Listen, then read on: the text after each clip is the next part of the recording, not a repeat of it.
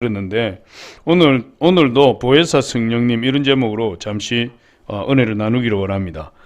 예수님의 제자들은 예수님과 함께 3년에서 3년 반 동안 이렇게 같이 신앙생활을 하고 같이 잠을 자기도 하고 기적의 현장에도 그리고 축복의 현장에도 또 귀신을 쫓아내는 현장에도 항상 이렇게 같이 다녔어요. 그런데 어느 날 예수님이 제자들에게 말씀을 하시면서 이제 예수님이 제자들을 떠나가시겠다 이렇게 말씀하세요. 그런데 제자들이 망연자실하게 되었죠. 제자들은 오직 예수님만 한 분 바라보고 자기 가족들도 멀리하고 부모 형제도 멀리하고 사업도 팽개치고 그리고 모든 것을 다 버리고 예수님만 쫓았는데 예수님이 갑자기 제자들을 떠나가시겠다 그렇게 말씀하세요. 그래서 예수님의 제자들은 예수님을 통해서 이스라엘이 회복되고 그리고 그 예수님을 통해서 자신들의 앞날이 열려지고 그리고 성경에 예언한 놀라운 일들이 예수님을 통해서 일어날 줄 알았는데 예수님이 갑자기 떠나가시겠다고 하니까 제자들은 방황하기 시작했어요. 그때 예수님께서 그 방황하고 갈등하는 제자들에게 이렇게 말씀하세요. 내가 아버지께 구하겠으니 16절 말씀이죠. 내가 아버지께 구하겠으니 그가 또 다른 보혜사를 너희에게 주사 영원토록 너희와 함께 있게 하리니 이렇게 말씀하세요. 근데 예수님이 떠나가신다고 말씀하시면서 또 다른 보혜사를 보내주시겠다 그렇게 이야기를 해요. 제자들은 예수님이 떠나신다고 하니까 이제 우리가 마치 고아처럼 부모를 잃은 고아처럼 되겠구나 하고 방황하고 당황하게 되었는데 그때 예수님이 이 말씀을 주시면서 또 무슨 말씀을 주시냐 하면 이렇게 이야기합니다. 내가 너희를 고아와 같이 버려두지 아니하고 18절에 보니까 내가 너희를 고아와 같이 버려두지 아니하고 너희에게로 오리라. 예수님이 가셨다가 다시 오신다는 거예요. 그러니까 제자들이 생각할 때 예수님이 영원히 가시는 것이 아니구나. 가셨다가 다시 오시겠구나. 그러면 우리가 낙심할 이유가 없지. 이제 이렇게 하고 힘을 얻게 되었는데 사실은 예수님이 다시 오신다는 이 말씀은 예수님이 다시 오신다는 것이 아니라 예수님이 가시면 또 다른 보혜사를 보내주시겠다는 거죠. 또 다른 보혜사. 사실 그 또 다른 보혜사가 예수님이시기도 하지만 예수님과 완전히 형태가 다른 예수님이죠. 예수님은 초림하신 예수님은 육신, 우리 인간처럼 육신을 입고 성육신 하신 예수님이시니까 시간과 공간의 제약을 받으신 예수님이지만 예수님이 또 다른 보혜사를 보내주시겠다는 분은 성령으로 오시는 예수님이니까 이분이 시간과 공간의 제약을 받지 아니하시는 그야말로 완전한 예수님이지만 다른 모습으로 오시는 예수님을 이야기하시는 거예요. 그래서 예수님이 다른 형태로 임하시겠다 이렇게 말씀하신 거예요. 그런데 그 이야기를 듣고 제자들이 절망 가운데 소망을 얻게 되었어요. 예수님 다시 오신다니까. 그리고 실제로 제자들이 성령을 오순절 마가에 다르고 성령을 받고 나서 그들은 절망 가운데 소망을 갖게 되었고 영원한 천국 소망을 가지게 되었고 그리고 이 세상을 두려워하지 아니하고 예수 그리스도의 복음을 증거하다가 하나님께로 다 갈 수 있게 되었다 이렇게 성경은 이야기하고 있어요. 그래서 오늘 우리가 이 또 다른 보혜사는 성령을 말씀하시는 것인데 이 성령에 대해서 우리가 좀 더 깊이 한번 알아보려고 합니다. 그러면 첫 번째로 이 또 다른 보혜사는 누구신가? 아까 제가 성령님이라고 말씀하셨으니까 당연히 성령님인 줄 아시는 거죠. 근데 이 또 다른 보혜사, 이 파라클레토스, 이 보혜사는 헬라어로 파라클레토스입니다. 이 파라는 우리 영어로 하면은 바이, 곁에, 이런 전치사 격이에요. 클레토스는 우리와 함께 계시는 분. 그래서 우리를 돕기 위해서 우리와 함께 계시는 분이 성령님이세요. 이 파라클레토스를 해석하면 그렇대요. 그러니까 이 파라클레토스는 우리를 돕기 위해서 우리 곁에 와 계시는 분이에요. 사실 곁에 와 계신다 파라라고 이야기하지만은 오늘 성경 20절에 보니까 우리 안에 와 계신다. 그날에는 내가 아버지 안에 너희가 내 안에 내가 너희 안에 있는 것을 알리라.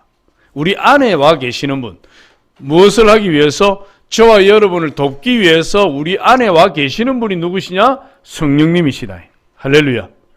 그래서 성령님은 우리 안에 와 계시는 거예요. 저와 여러분 안에. 그래서 그 성령님이 파라클레토스인데 어떻게 도우시느냐? 성경을 보니까 그분은 우리를 돕는 분이다. 헬퍼. 우리를 도우시기 위해서 돕는 분, 헬퍼로 와 계시고, 그리고 우리를 위로하시고, 우리가 어려운 일을 당하고 힘든 일을 당하고 고난을 당할 때, 외롭고 고독할 때 성령께서 우리를 위로하시는 거예요. 긍휼히 여기서 위로하시는 분. 컴포트로 와 계시. 컴포트. 그리고 또 우리를 상담해 주신다. 우리가 갈 바를 알지 못하고 방황할 때 성령께 기도하면 성령께서 우리를 상담해 주세요. 하나님 이렇게 해야 됩니까? 저렇게 해야 됩니까? 어떻게 해야 되죠? 하나님 어떤 길을 선택해야 되죠? 하나님 이 결단을 해야 되는데 어떻게 하면 좋겠습니까? 이럴 때 성령께서 우리의 카운셀러가 되셔서 우리를 상담해 주신 상담자로. 그래서 우리가 하나님께 나가서 하나님께 기도하면 하나님이 우리 성령으로 상담자가 되셔서 우리를 잘 상담해서 좋은 길을 선택하고 축복의 길을 선택하고 올바른 길을 선택하도록 도와주시는 분이 우리 성령님이세요. 그래서 헬프로 와 계시고 카운셀러로 와 계시고 컴포트로 와 계셔서 우리를 위로하시고 도와주시고 상담하시고, 그리고 우리를 변호해 주시고 로이어, 변호사가 되셔서 또 우리를 변호해 주시는 거예요. 그래서 성령님이 없으면 우리가 이 세상을 살아갈 길이 없어요. 지금 얼마나 전문가 시대입니까? 변호사가 있어야 법적인 문제를 해결할 수 있죠. 의사를 찾아가야 우리 육신의 질병을 고칠 수가 있죠. 또 세무사를 찾아가야 세무 행정 그런 업무들을 다 법에 저촉되지 않게 우리가 할 수가 있죠. 그러니까 그런 전문가들의 도움을 받아야 이 세상을 살아갈 수 있어요. 현대를 자격증의 시대라 이렇게도 이야기를 해요. 그런데 그런 전문가들이 없어도 우리에게 우리의 변호사가 되시고 상담자가 되시고 카운셀러가 되시고 컴포트가 되시는 우리 성령님이 계시면 성령께서 그 모든 것을 다 도와주셔서 우리가 올바른 길을 갈 수 있도록 승리하는 자가 될 수 있도록 해주신다. 그분이 바로 성령님이에요. 그러니까 저와 여러분이 항상 이 성령을 의지하고 성령과 동행하는 삶을 살 때 승리자가 될 수 있어요. 그리고 이 보혜사 성령님은 예수님과 똑같은 분이다. 예수님과. 여러분, 우리가 성령 충만하다고 이야기할 때 성령 충만하게 되면 누굴 찾게 되죠? 성령 충만하면 예수님 찾아요. 성령 충만은 예수님 충만이에요. 할렐루야. 성령 충만한 사람 콕 쑤시면 예수님이 툭 튀어나온다. 건드리기만 하면 예수님이에요. 성령 충만한 사람은. 성령 충만한 사람, 어떤 특별한, 다른 종류의 예수를 믿는 사람이 아니고 성령 충만한 사람은 예수로 충만한 사람이에요. 그래서 건드리기만 하면 예수님 나오고 무슨 일마다 예수님, 하나님, 예수님께 나가서 기도하는 그런 사람이 돼요. 성령 충만한 사람은. 그래서 왜 그러느냐? 이 성령은 예수님과 똑같으신 분이다.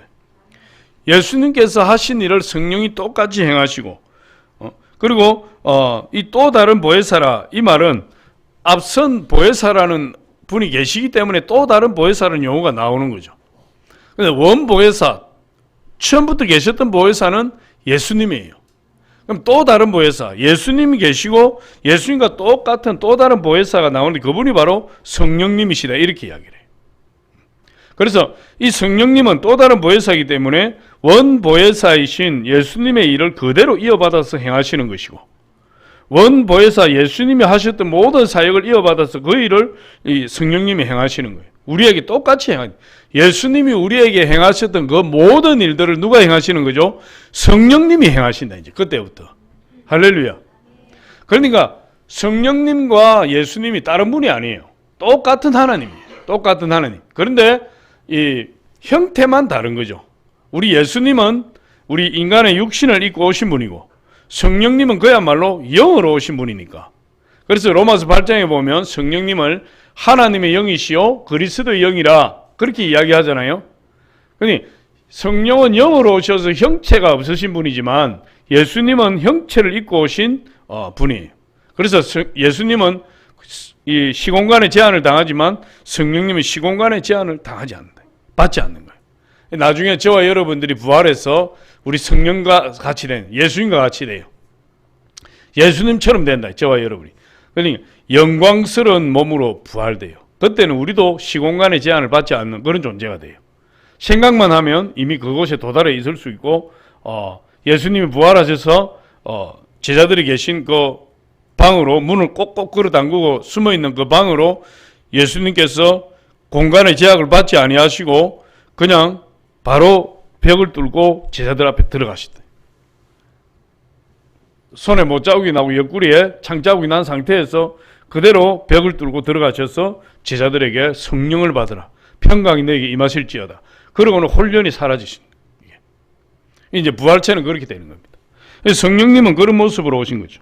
육체가 없이 오신 예수님이 바로 성령님이에요.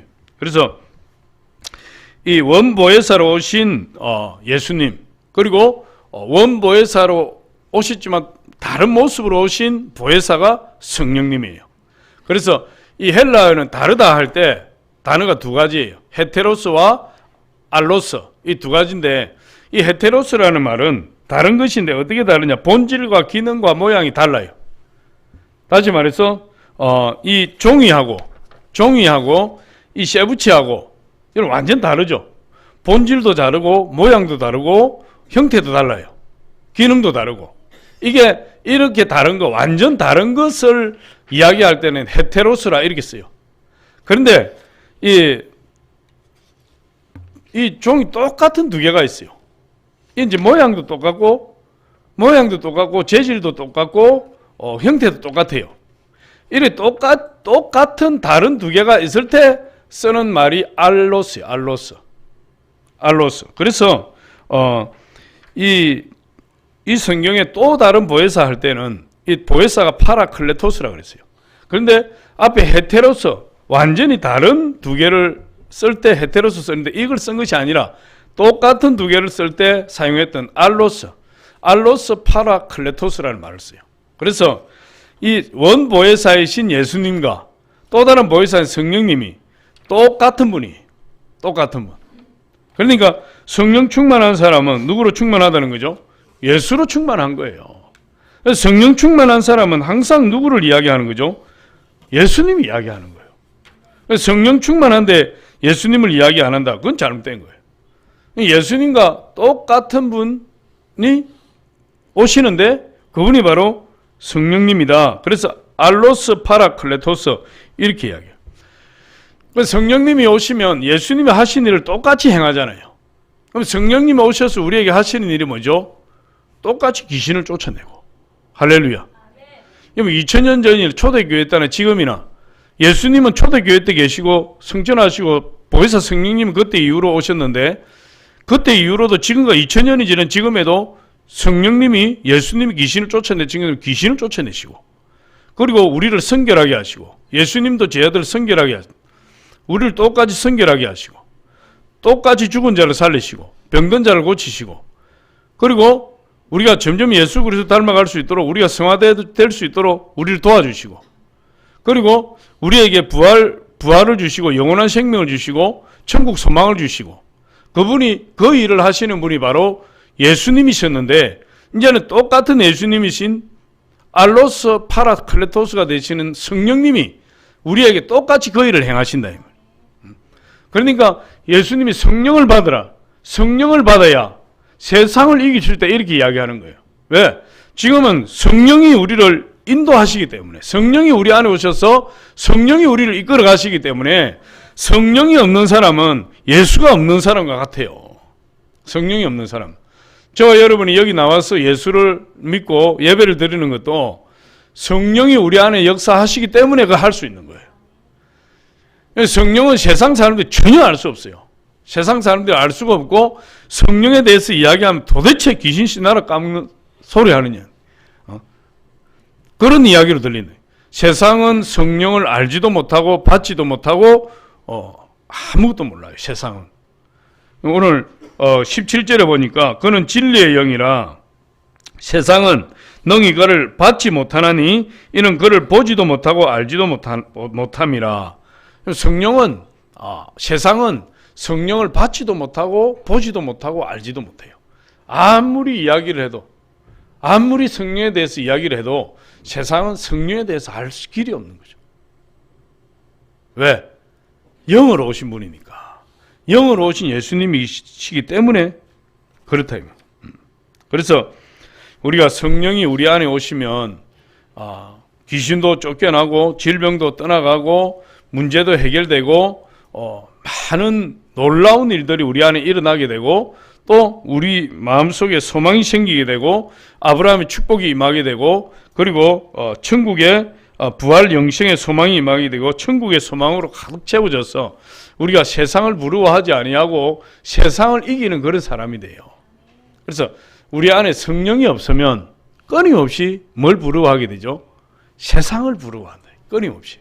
성령이 없으면 끊임없이 세상 사람과 비교하게 되고 세상을 부러워하게 되고 세상 사람처럼 성공하고 싶고 세상 사람처럼 떵떵거리고 싶고 세상 사람처럼 남들 위에 세워지고 남들 위에 올려지고 싶었네. 그게 욕심이에요. 탐욕이에요. 근데 성령이 오시면 그 탐욕을 다 몰아내 주시는 거예요. 탐욕을 다 몰아내 주셔서 우리 성령 한 분으로 만족하게 돼요. 세상 사람들이 아무리 잘 살아도 아무리 부자라도 세상 사람들은 하나님 믿지도 않는데 어떻게 그렇게 사업이 잘 되지? 하나님 믿지도 않는데 어떻게 그 자식들이 잘 되지? 다 명문대학을 졸업하고 다 재벌 그룹에 취직을 하고 아프지도 않고 그 집안 사람들은 아프지도 않고 하는 일마다 잘 되고 형통하고 야 나는 예수 믿는데 왜 이러지? 저 사람 예수 안 믿는데 왜 저렇게 잘 되는 거야? 성령이 없으면 그걸 부러워하게 돼요. 비교하게 되고. 근데 우리 안에 성령이 있으면 어떻게 되죠? 그 사람처럼 불쌍한 것이 없다. 하나님을 알지 못하고 저렇게 잘 사니까 하나님을 알지 못하는데도 아프지도 않고 저렇게 잘 먹고 잘 사니까 저렇게 살다가 지옥 가게 되니까 그것이 그렇게 마음이 아프고 안타깝고 긍휼히 여기진다. 성령이 없으면 그 사람들이 부러워서 내가 배가 아프고 내 안에 성령이 있으면 그 사람이 불쌍해서 긍휼히 여기진다. 그러니까 성령으로 가득 채워져 있으면 세상에 부러울 것이 있겠어요? 없겠어요? 부러울 것이 없어요. 세상에 두려울 것이 없고. 제가 성령을 받으니까 그랬잖아요. 저번 주일날도 그랬는데. 제가 성령을 받고 나니까 세상에 대통령이 부럽지 않네. 재벌이 부럽지 않네. 나에게 성령이 임해서 하나님 안에 있는 이것이 가장 큰 행복이고 가장 큰 축복이고 세상 부러울 거 없는 것이 성령이 내 안에 계시는 거예요. 이게. 그렇게 우리가 하나님을 섬기게 되면 성령에 붙들려서 하나님을 섬기게 되면 어떻게 됩니까? 하나님께서 이 세상 것을 다 도외시하고 이 세상을 버리고 오직 예수 안에서 천국 소망만 가지고 살아가게 합니까? 그건 또 아니에요. 우리 천국 소망을 가지고 예수 그리스도를 섬기고 성령을 모시고 살아가게 되면 하나님께서 이 세상에도 이 세상의 축복을 100배로 주신 100배. 이 세상의 축복을 100배로 주셔서 수많은 사람들을 살리고 수많은 사람 나누고 베풀어서 이웃을 사랑할 수 있도록 해주신다고 이야기하고 있어요. 그러니까 우선순위의 문제죠. 성령이 없으면 세상 사람처럼 잘 살기 위해서 애를 쓰는 것이고 성령이 우리 안에 계시면 우리가 세상 사람처럼 잘 살고 그들이 부러워서 일을 하는 것이 아니라 우리는 오직 예수 그리스도를 사랑해서 예수 그리스도 안에 있으니까 하나님께서 예수 그리스도 안에 있는 자에게 모든 부요함과 축복함을 다 부어주시니까 우리가 하는 일마다 잘 될 수밖에 없는 거예요. 그건 완전히 다른 차원이죠. 우리 우선순위가 정확해야 되는데 그 우선순위가 정확하기 위해서도 누가 성령이 우리 안에 거하셔야 그 우선순위의 질서가 잡히게 되는 거예요. 그래서 성령님은 누구시냐? 영으로 오신 예수님이다. 파라클레토스, 우리를 돕기 위해 와 계신 분이다. 할렐루야. 그래서 예수님이 성령을 받으라 이야기하는 거예요. 우리가 예수 믿고 구원받아서 교회 나와서 신앙생활 하는 걸로 모든 것이 끝난 것이 아니라 거기에서 성령을 받으라. 성령을 받아야 승리하는 신앙인이 되는 거죠. 저와 여러분 다 성령을 받으시기를 바랍니다.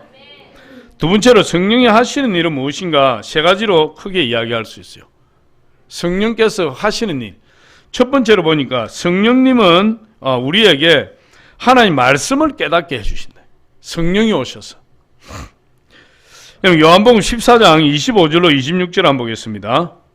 우리 같이 하면 있습니다. 시작.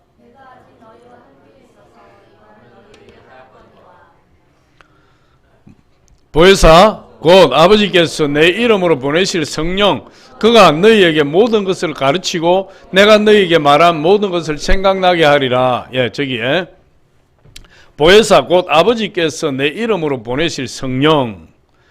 하나님께서 누구 이름으로 보냈는데 예수님의 이름으로 성령을 보내주신다는 거예요. 성령을 받아야 돼요. 성령을 받는 것이 다른 예수를 믿는 것이 아니에요. 우리 순복음은 성령을 강조하는데 다른 교단에서 성령에 대해서 강조를 하지 않은 교단이 말이에요. 그거 보여주세요.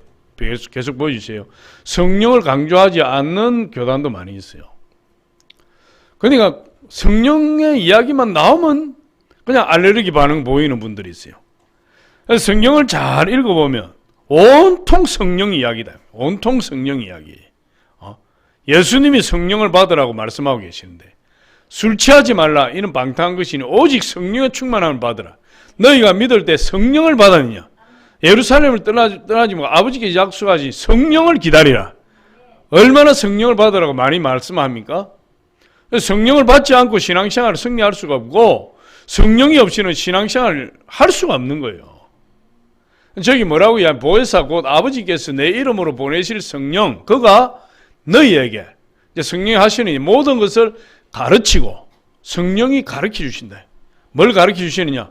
하나님 말씀을 가르쳐 주시는 거예요. 성령이 너희에게 모든 것을 가르치고 내가 너희에게 말한 모든 것을 생각나게 하리라. 내가 하는 것은 예수님이 말씀하시는 거예요. 지금 예수님이 말씀하고 계시죠. 내가 너희에게 말한 예수님이 제자들에게 말한 모든 것을 누가 생각나게 하시는 거죠? 성령님이 생각나게 해주신다. 성령님이. 그러니까 예수 그리스도께서 제자들에게 하나님 말씀을 가르쳤다 이 말이에요. 창세기부터 요한계시록까지 말씀을 가르쳤잖아요. 그 말씀을 가르쳤는데 그 말씀을 성령께서 똑같이 가르쳐 주신다. 성령이. 그리고 예수님께서 가르쳐 주신 그 말씀들이 성령이 다 깨닫게 해주시고 알게 해주신다는 거예요. 생각나게 해주신다는 거예요. 여러분 이 성경 말씀은 세상 학문이 아니죠. 세상 학문이 아니고 하늘나라의 말씀이에요. 이 성경 말씀은 이 하나님이 우리에게 주신 계시의 말씀이에요. 세상 지식이 아니고 계시의 지식이에요.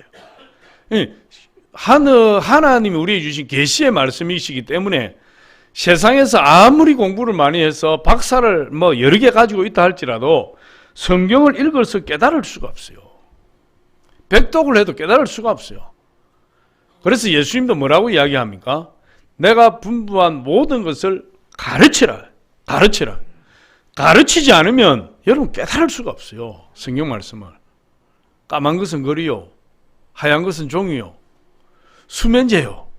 밤에 잠 올 때, 잠 안 올 때 배고 자면 기가 막히게 잠이 오는 수면제요. 몇 줄 읽으면 그냥 잠이 쏟아져서 푹 잘 수 있어요. 깨달아지지가 않는 거야. 이 성경 말씀이. 왜 그러느냐? 이 성경 말씀은 계시의 말씀이다. 계시의 말씀. 성령의 감동으로 성령의 감동을 받은 사람들이 하나님께 받아서 기록한 말씀이기 때문에 성령이 우리 마음문을 열어주지 않으면 성경을 읽어도 알 수가 없어요. 여러분 이 베드로후서 1장 20절로 21절 한번 보겠습니다. 베드로후서 1장 20절 시작. 먼저 알 것은 성경의 모든 예언은 사서로이 풀 것이 아니니 예언은 언제든지 사람의 뜻으로 낸 것이 아니요 오직 성령의 감동하심을 받은 사람들이 하나님께 받아 말한 것임이라. 이 성경을 예언의 말씀이라고 이야기하는 거예요. 예언의 말씀. 그런데 이 예언의 말씀은 사람의 뜻으로 낸 것이 아니요 오직 성령의 감동하심을 받은 사람들이 누구에게서 받아서? 하나님께 받아서 말한 것이래. 기록한 거예요. 그러니까 하늘에서 하나님이 주신 이 성경 말씀이시기 때문에 이것을 성령의 감동을 받은 사람들이 받아서 기록했기 때문에 그 성령의 조명을 받지 않으면 성경을 아무리 읽어도 몰라요. 나는 백독하니까 모든 온 세상이 다 열렸습니다. 그건 성령의 조명이 있기 때문에 그런 거예요. 성령의 조명이 없으면 안 돼요. 그리고 또 보니까 성경은 성령의 감동을 받은 사람들이 썼다고 이야기하잖아요. 디모데후서 3장 16절로 17절 한번 봅니다. 시작. 모든 성경은 하나님의 감동으로 된 것으로 교훈과 책망과 바르게 함과 의로 교육하기에 유익하니 이는 하나님의 사람으로 온전하게 하며 모든 선한 일을 행할 능력을 갖추게 하려 함이라. 16절 한번 보여주세요. 모든 성경은 하나님의 감동으로 되었다. 하나님 감동. 다시 말해 성령의 감동을 받은 사람들이 쓴 거다 이 말이에요. 그러니까 이 하나님 말씀을 깨닫게 해주시는 분이 누구시죠? 성령님이시다. 성령님이 오셔서 진리를 보게 하시다. 진리는 하나님 말씀이요 진리를 알지니 진리가 너희를 자유케 하리라.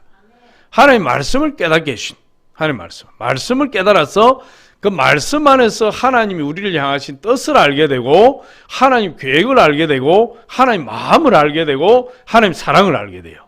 그래서 성경을 읽다가 성령의 감동으로 성경을 읽다가 우리가 감동을 받아서 눈물을 흘리게 되고 인생이 바뀌게 되고 그리고 우리의 인생의 목표가 완전히 달라지게 되는 거예요. 그것이 어디에서 임하느냐? 이 성경을 읽을 때 성령의 감동으로 그런 일이 일어나게 돼요. 어떤 사람은 성경을 읽는데 이 활자가 성경에 기록된 활자가 막 살아서 벌떡 일어나서 움직인다 하잖아요. 사실은 그런 체험하는 분이 많습니다. 왜? 하나님 말씀은 살아있기 때문에. 하나님 말씀은 살아있기 때문에 활자가 움직이는 경우도 있고 또 하나님 주시는 이 레마의 말씀을 받을 때 활자가 움직이기도 하고 그리고 그 성경 구절이 막 활자가 막 이만하게 커지기도 해요. 막 커지기도 하고 어떤 때는 막 그 활자가 아주 날카롭게 막 나타나기도 하고 다양한 경험을 하게 되죠. 이 하나님 말씀에 하나님 말씀이 살아있고 운동력이 있어 좌우에 날선 어떤 것보다도 예리하여 혼과 영과 및 관절과 골수를 찔러 쪼갠다 그랬어요. 하나님 말씀은 살아있기 때문에. 왜? 성령에 의해서 쓰여졌기 때문에 말씀이 살아있는 거예요. 이 히브리서 그렇게 이야기하고 있다. 예수님의 제자들이 가이사라 빌립보에서 이렇게 이야기해요. 사람들이 나를 누구나 하느냐? 제자들 12제자를 모아놓은 물어 사람들이 나를 누구라 하느냐? 예. 사람들이 세례 요한이라고도 하고 어떤 사람들은 엘리야 또 어떤 사람들은 예레미야나 선지자 중에 한 사람이라고 이렇게 이야기합니다. 너희들은 나를 누구라 하느냐? 예수님의 관심은 세상 사람들이 예수님을 누구라 하는지 관심이 하나도 1도 없어요. 예수님의 관심은 제자들이 과연 나를 어떻게 보느냐 그게 관심이 있는 거예요. 너희는 나를 누구라 하느냐? 베드로가 바로 대답했어요. 주는 그리스도시요 살아계신 하나님의 아들이십니다. 바요나 시몬아 내가 복이 있도다. 이를 내게 알게 한 분은 혈육과 육이 아니요 하늘에 계신 너희 아버지시니라. 베드로가 주는 그리스도의 살아계신 하나님의 아버지십니다. 이렇게 고백할 수 있었던 것은 베드로의 세상적인 지식으로 알게 된 게 아니에요. 혈과 육은 세상적인 지식을 이야기하는 것인데 베드로가 세상적인 지식으로 예수님이 하나님 아들로 알아본 것이 아니고 하나님 아버지께서 보내신 성령의 감동으로 예수 그리스도가 하나님의 아들이라는 사실을 고백하게 된 거예요. 그래서 복이 있다고 이야기하는 거예요. 할렐루야. 성령의 감동을 받지 않으면 성령 역사하지 않으면 우리가 하나님 말씀을 알 수도 없고 깨달을 수도 없고 하나님의 뜻도 알 수가 없어요. 성령이 오셔서 우리에게 하시는 말씀이 무엇이냐? 그게 바로 하나님 말씀을 깨닫게 해주신. 미국의 유명한 무디 목사님 초등학교도 안 나왔어요. 초등학교도 안 나왔는데 미국과 영국을 영적으로 뒤집어 엎은 사람이 누구냐? 무디 목사님이에요. 무디 목사님. 근데 이 무디 목사님이 하나님의 그 사명을 받아서 하나님 말씀을 지금 설교를 하는데 하루는 설교하고 내려왔더니 어떤 여자 성도님이 이 무디 목사님한테 와가지고 그렇게 이야기해요. 목사님 설교할 때마다 나는 졸려 죽겠어요. 도대체 은혜가 안 돼요. 이 눈 감고 계신 분인데 죄송합니다 이거. 은혜가 안 돼요. 그렇게 이야기하는 거예요. 여러분 목사가 설교하고 내려왔는데 도대체 은혜가 안 된다고 할 때 그건 진짜 이 목사로서는 그냥 뭐 지구멍 들어가고 싶은 거예요. 그러면서 이 여자 성도님이 뭐라고 했냐면, 목사님, 제가 목사님 위해서 기도하겠습니다. 이 무디 목사님 깜짝 놀랐어요. 아니, 당신이 나를 위해서 무슨 기도를 한다는 말입니까? 그랬더니, 목사님 위해서 성령 충만하게 해달라고 기도하겠습니다. 그렇게 이야기하는 거예요. 그러고 이제 성도님 갔어요. 이 무디 목사님이 가만히 생각하니까 자기 성령을 모르고 있네. 성령 충만하지 못한 거예요. 그래서 그때부터 이제 하나님 앞에 무릎 꿇고 기도하기 시작했어요. 하나님, 제가 설교하면 사람들이 다 졸고 은혜를 못 받아서 성령 충만하지 않아서 그렇다는데, 하나님 저에게도 성령을 주옵소서. 성령의 불을 주시, 성령 충만함을 주옵소서. 그렇게 기도하기 시작해요. 자나 깨나 그 기도예요. 자나 깨나. 길을 갈 때도 기도하고, 어느 날 큰 기도를 하고 뉴욕 거리를 걸어가는데, 뉴욕 거리를 걸어가면서도 하나님 앞에 기도했어요. 하나님, 성령의 불을 주세요. 저에게 성령을 부어주세요. 제가 설교하면서 다 졸린다고 이야기하는데, 하나님 성령을 주세요. 불같은 말씀을 전하게 해주세요. 뉴욕 거리를 걸어가는데 그 기도하고 걸어가는 순간에 성령의 불이 임해버렸어요. 성령의 불이 임해버렸는데 이걸 뭐 어떻게 감당할 수가 없어요. 너무 뜨겁고 막 그걸 감당할 수가 없어서 가까운 친구 집에 뛰어들어가서 그곳에서 하나님 앞에 막 부르짖고 기도하는데, 하도 뜨거워가지고 하나님 제발 그만 좀 내려주세요. 성령 좀 그만 부어주세요. 성령 좀 그만 부어주세요.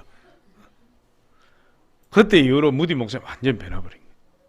설교를 할 때마다 수많은 사람들이 통회하고 자복하고 성령을 받고 불을 받고, 이분이 대서양을 자기 앞마당처럼 건너다니면서 미국과 영국을 영적으로 뒤집어 엎어버린 사람이 됐어요. 수천만 명의 사람이 무디 목사님 설교를 듣고 변화되고 크리스찬이 되고, 성령이 임하니까, 할렐루야, 성령이 임하니까 하나님 말씀의 권능이 그 무디 목사님 통해서 나타나기 시작하는데 놀라운 기적의 역사들이 일어나게 됐어요. 성령이 임하면 하나님 말씀이 살아나는 거예요. 할렐루야. 성령을 받으면 하나님 말씀이 살아나요. 말씀을 깨달아 알게 되고 모든 것을 생각나게 하시고 가르쳐 주시는 역사가 성령을 통해서 임하는 거죠. 여기 히브리서 4장 12절을 보니까 하나님의 말씀은 살아있고 운동력이 있고 활력이 있다. 우리 같이 한번 읽어봅니다. 시작. 하나님의 말씀은 살아있고 활력이 있어 좌우의 날선 어떤 것보다 예리하여 혼과 영과 및 간직을 골수를 찔러 쪼개기까지 하며 또 마음의 생각과 뜻을 판단하느니. 하나님 말씀이 살아있는데 성령을 받지 않고 하나님 말씀을 읽으면 죽은 말씀이에요. 전부 죽은 말씀이에요. 그런데 성령이 임해서 하나님 말씀이 살아서 좌우의 날선 검처럼 혼과 영과 간주를 기술 찔러 쪼개어서 우리를 회개케 하시고 각성케 해서 하나님 사람으로 변화시켜버립니다. 성령이 임하면 첫 번째로 말씀을 깨닫게 하신다. 진리를 알게 해주신다. 두 번째로 성령이 임하시면 우리를 성결하게 해주신다. 성결하게, 깨끗하고 거룩하게 만들어주신다. 여러분 고린도서 3장 16절로 17절 우리 같이 한번 읽어봅니다. 시작.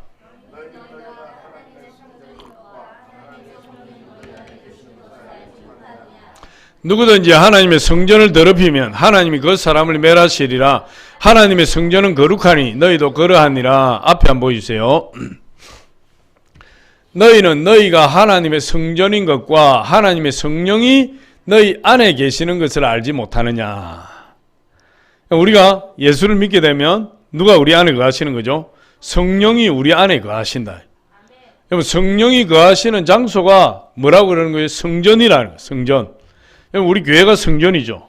이 건물로 된 교회가 성전이에요. 여기에 성령님이 역사하시는 거죠. 그래서 성전이 거룩한 곳입니다. 누구든지 성전을 더럽히면 하나님이 그 사람을 멸하시리라. 17절에 보여주세요. 그렇게 이야기해요. 누구든지 하나님의 성전을 더럽히면 하나님이 그 사람을 멸하시리라. 하나님의 성전은 거룩하니 너희도 그러하니라. 몸된 교회로서 성전이 거룩하고 또 교회는 우리 믿는 자들 오늘 모여서 한 6, 70명 모여서 예배 드리잖아요. 이 모임 공동체가 교회예요. 이 공동체 가운데 누가 계시는 거예요? 성령이 계신다 이 말. 그래서 공동체를 깨뜨리고 당을 짓고 공동체를 회파하는 자는 하나님의 성전을 더럽히기 때문에 저주를 받아요.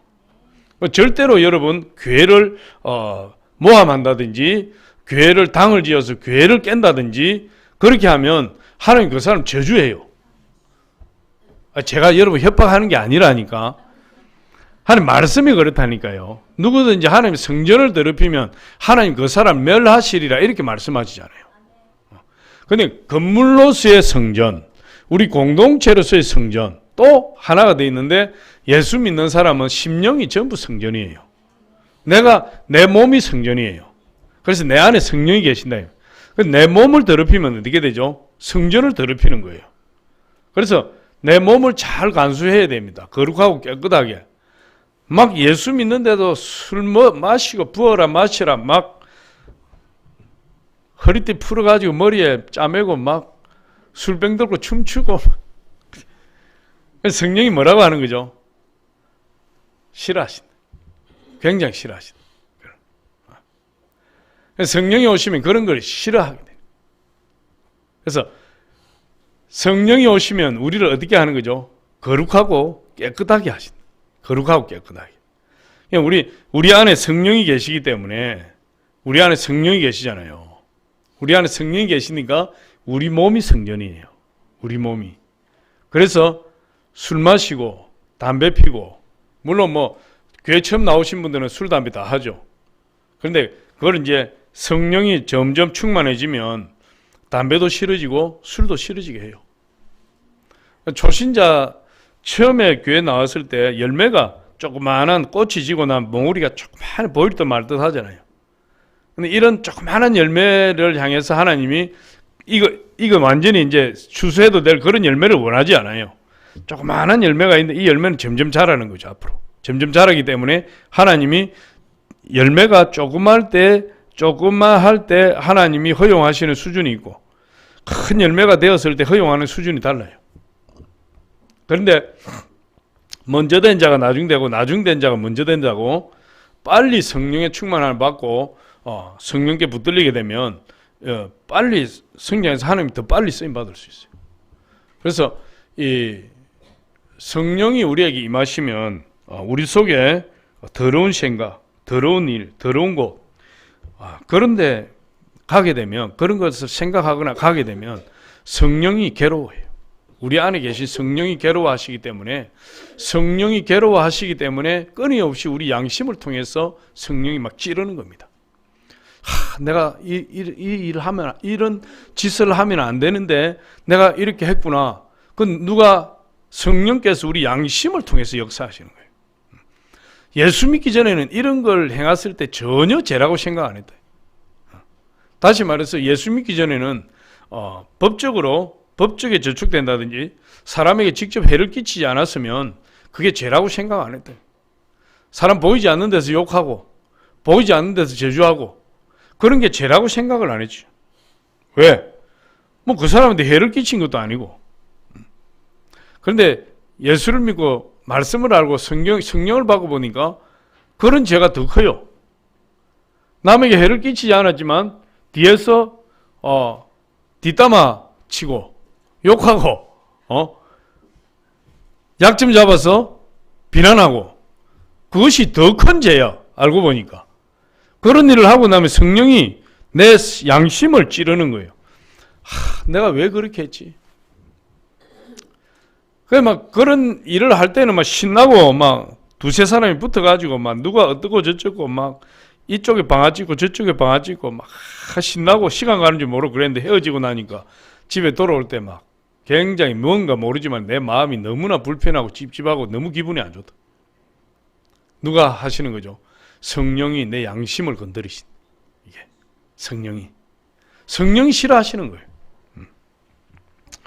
우리는 성령을 모시고 있는 성전이기 때문에 죄악을 저지르면 성령이 우리 속에서 괴로우시기 때문에 우리를 괴롭히시는 거예요. 근데 그럴 때 빨리 돌이켜야 되는 거죠. 그래서 성령은 우리를 거룩하게 하시는 영이에요. 성결하게 하신다 이 말이에요. 그래서 거룩한 곳으로 가게 하시고 거룩한 사람들과 만나게 하시고 거룩한 사람들을 통해서 또 서로 영향력을 끼치게 해요. 그래서 내 주변에 믿음 좋은 사람이 있어야 돼요. 내 주변에 믿음 좋고 성령 충만하고 거룩한 사람이 있어야 돼요. 내 친구가 내가 자주 만나는 친구가 술 좋아하고 담배 좋아하고 노는 거 좋아하고 나이트 끌려가기 좋아하는 사람 같으면 나도 모르게 그 끌려갈 수 있어요. 그런데 기도를 열심히 하고 문제가 있을 때마다 이복이야, 우리 가서 하나님 앞에 기도하세. 하나님 무슨 뜻이 있을 거야. 기도하세. 그리고 가서 기도하고 서로 예배드리고 이런 친구가 있으면 또 달라지는 거죠. 세상은 온통 누가 잡고 있는 거죠? 마귀가 잡고 있대. 온 세상 마귀가 잡고 있어서 세상은 죄와 마귀와 저주로 엉켜 있다. 근데 성령이 없는 사람은 자꾸만 세상을 나가려고 하고, 성령이 충만한 사람은 세상을 나가려고 하는 것이 아니라 주님 안에서 주님과 사귐을 하려고 애를 쓴다. 근데 성령이 우리 안에 거하면 이 죄와 사망의 세력을 이긴다 그랬어요. 이기게 해주시는 거죠. 우리 로마서 8장 1절로 2절 한번 봅니다. 시작. 그러므로 이제 그리스도 예수 안에 있는 자에게는 결코 정죄함이 없나니 이는 그리스도 예수 안에 있는 생명의 성령의 법이 죄와 사망의 법에서 너를 해방하였음이라. 성령이 없을 때 죄와 사망에 매여서 꼼짝달짝 할 수 없던 우리가 성령이 임하게 되니까 죄와 사망의 저주에서 우리를 해방시켜버리는 거예요. 그래서 성령이 반드시 우리 안에 충만해야 돼요. 성령을 붙들면 어떤 죄 문제도 이기게 되고 저주도 이기게 되고 그리고 온갖 죄와 저주를 얽매어 놓아 있는 그 세상을 이길 수 있게 돼요. 성령이 임하게 될 때. 그게 얼마나 놀라운 사실인지 몰라요. 이게 사람이 어느 순간에 딱 변해버린다니까. 어느 순간에 딱 변해버려요. 사람이 서서히 교육을 받고 서서히 변화되어서 새 사람 되는 것이 아니에요. 성경에 말하는 사람은 그렇게 새 사람 되는 거예요. 교육을 10년, 20년 받으면은 그 교육받은 게 쌓여서 새 사람을 딱 거듭나는 것이 아니고 아주 새카만 죄인이라도, 새카만 숫덩이 같은 죄인이라도 어느 순간에 성령이 빡 역사하면 그 사람 확 변해버린다. 완전히 새 사람 되는 거예요. 그게 놀라운 사실이죠. 그래서 사람들이 성령을 받기 전에는 술 취하고 방탕하고 음란하고 혹은 마약과 도박과 온갖 세상의 타락에 빠진 사람들도 성령이 임하는 순간 완전히 새 사람으로 변화돼요. 성령이 우리를 거룩하게 하시기 때문에 그렇습니다. 그래서 죄와 사망의 법을 다 쫓아내버리고 생명의 성령의 법으로 우리를 해방시켜 주신다. 그래서 이 세상은 끊임없이 우리를 죄 가운데로 이끌어가는 거예요. 끊임없이. 근데 우리 세상에 살지만 세상에 속하지 않는 것은 성령이 우리에게 죄와 사망의 법에서 우리를 해방시켜 주셨기 때문에 우리 세상에 살고 있어도 세상의 빛과 소금의 역할을 감당하는 것이지 세상에 속하여서 세상과 같이 되지 않는 거예요. 그래서 성령이 있는 사람. 근데 성령이 없는 사람은 어떻게 되죠? 성령이 없는 사람은 끊임없이 세상을 향해서 나아가는 거예요. 그래서 아까도 말씀드린 것처럼 성령이 없으면 자꾸 세상으로 가고 싶어요. 자꾸 세상으로 들어가고 싶다. 이 세상 사람이 부러우니까 자꾸 세상으로 들어가. 자꾸만 세상 사람들 비교하게 돼요. 성령은 우리를 거룩하게 하신다. 마지막 세 번째로 성령은 우리에게 성령이 임하시면 복음을 증거할 수 있는 능력을 주신다. 성령이 임하십니다. 사도행전 1장 8절 한번 읽어봅니다. 시작.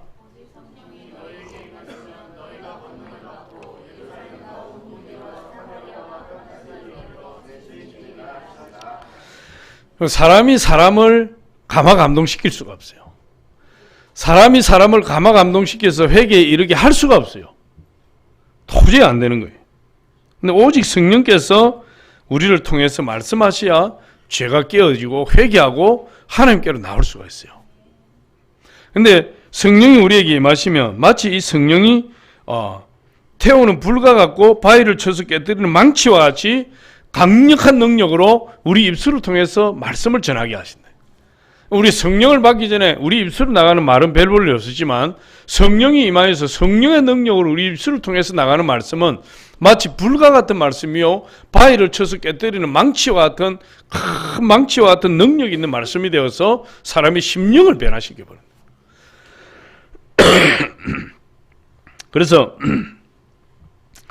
그 성령이 말씀을 전하실 때 도저히 감화감동 될 수 없는 사람이 그 성령의 능력으로 말씀이 전할 때 그 말씀이 그 사람 속에 들어가서 예수 그리스도가 하나님의 아들인 것을 깨닫게 되고 예수님이 십자가에 못 박히셔서 우리의 모든 죄 문제, 저주 문제, 가난, 질고, 죽음 문제를 해결하시고 우리의 영원한 생명, 부활 생명을 주셨구나 하는 것을 딱 깨닫는 순간 어떻게 됩니까? 예수 그리스도를 영접하게 됩니다. 그 역할을 누가 하시는? 성령이 하시는 거예요. 그래서 우리 교회도 전도자들이 있지만은 이 전도는 입으로 하는 것이 아니고 뭘로 하는 거냐? 기도로 하는 거다. 기도로. 기도를 많이 하고 전도 나갈 때만 기도하는 것이 아니라 매 순간 전도를 위해서 기도해서 성령 충만해야 돼요. 성령 충만하고 성령 충만해서 나가서 복음 전하면 니나 믿어라. 너나 믿어. 하나님을 믿으니 내 주먹을 믿겠다. 하나님 보여줘봐. 하나님 어디 있어? 한번 보여줘봐. 응? 막 그렇게 사람들이 그렇게 반항을 해요. 그런데 내가 기도를 많이 해서 성령 충만하고 나가서 복음을 전하면 그냥 그 사람이 그 말씀의 근위 앞에 부들부들 녹아져서 꼼짝도 못하고 하나님 말씀을 받고 교회를 딸려 나온다. 그래서 우리가 성령 충만해야 돼요. 성령 충만해서 복음을 전해야 돼요. 2000년 전에 예수님이 예루살렘 그 팔레스타인 한 모퉁이 지구촌 한 모퉁이 변방에서 말씀을 전했는데 그 몇몇 사람들이 예수를 믿고 예수님은 승천하셔 버렸는데 여러분 성령이 오셔서 그 말씀을 땅 끝까지 복음을 전하는 성령의 능력으로 온 지구촌 곳곳까지 복음의 말씀이 다 들어가게 된 거예요. 지금 가장 큰 세계 가장 큰 종교가 여러분 기독교 아닙니까? 천주교까지 합해서. 그러니까 성령이 증거의 영이 되셔서 우리 가운데 오셔서 예수 그리스도를 증거하게 될 때 하나님 권세와 능력으로 증거되는 거예요. 성령은 증거의 영이에요. 예수님의 제자들 3년 반 동안 그리스도를 따라다녔지만 그들이 말씀을 전하지는 못했어요. 예수님이 잡힐 때 다 두려워서 혼비백산하고 다 도망쳤는데 그들이 성령을 받고 나가서 복음을 외치니까 3,000명, 5,000명이 하루아침에 다 돌아왔다 그래. 다 가슴을 치고 회개하고 우리가 어떻게 할꼬? 예수 그리스도를 믿고 예수께로 돌아왔대. 성령의 능력이에요. 어떤 분이 2001년도에 유방암이 걸렸어요. 유방암이 걸렸는데 이분은 예수님을 아주 싫어하고 복음 전하면은 아주 그냥 단칼에 쳐버리고 그런 사람이. 근데 암이 걸려서 수술을 받았는데 수술을 받아도 완치가 안 되고 이런 상태에서 어느 날 병원에 갔다 오다가 쓰러졌어요. 쓰러져서 심장이 막 그냥 불같이 뛰고 심장이 터질 듯이 뛰고 혈압이 올라서 한 걸음도 걸을 수가 없고 어지럽고 두통과 온몸이 아프고 걷지도 못하고 알고 보니까 병원에 가보니까 이게 20일 간격으로 항암 주사를 맞아야 되는데 5일 만에 맞아버린 거예요. 의사가 잘못해가지고. 의사가 잘못해서 5일 만에 항암 주사를 더블로 맞아버렸는데 온 몸이 그냥 막 죽게 생긴 거예요. 뭐 암으로 오는 통증은 유도 아니고 몸이 아파서 견딜 수 없는 지경이에요. 그래서 병원에 다시 입원했는데 입원하고 간 수치가 40을 넘어서 170, 180까지 이르고 신경쇠약과 우울증, 불면증, 물 한 모금도 마시지 못하고 암과 비교할 수도 없는 불같은 그 아픔, 통증 때문에 견딜 수 없는 거예요. 죽을 지경이 됐어요. 그 병실에 누워서 그냥 신음소리 내가 끙끙 앓고 그냥 꼼짝도 못하고 있는데 군에 간 아들이 이 휴가 나와서 어머니를 면회를 했는데 라디오를 하나 갔대요. 라디오를 하나 갔더니 극동방송에 딱 맞춰가 라디오. 근데 그 극동방송 듣게 되는데 하나님 설교 말씀을 듣고 찬양을 듣고 그러면서 마음이 평안해진 거예요. 그래서 극동방송 주파수를 딱 고정시키고 나서 24시간 극동방송을 듣는 거예요. 극동방송을 계속 하나님 말씀을 듣고 찬양을 듣고 하니까 이 마음에 그 예수 전도하는 사람 그렇게 싫어했는데 교회를 나가고 싶다. 교회를 나가보고 싶다. 그래서 퇴원해가지고 딸하고 같이 이제 성경책을 하나 사가지고 어느 교회를 가야 되나, 교회를 한 번도 가본 적이 없으니까 이 교회 저 교회 어느 교회를 가야 되나 하고 이제 방황을 하는데 그때 장로교 권사님이 만난 거예요. 성경 끼고 왔다 갔다 하니까. 그래서 이야기를 하다가 교회를 찾고 있다 그러니까 그 장로교 교사님 우리 교회 가자 이런 것이 아니고 그 예수 제대로 믿으려면 순복음교회 가세요. 순복음교회 성령 받고 병고침 받고 제대로 신앙생활 하세요. 그렇게 이야기를 한 거예요. 그 장로교 권사님이. 그래서 이분이 딸과 함께 순복음교회로 갔어요. 순복음교회 가니까 막 눈물이 그냥 폭포수처럼 쏟아지는데 그 교회 들어가자마자만 눈물이 쏟아져서 견딜 수가 없는 거예요.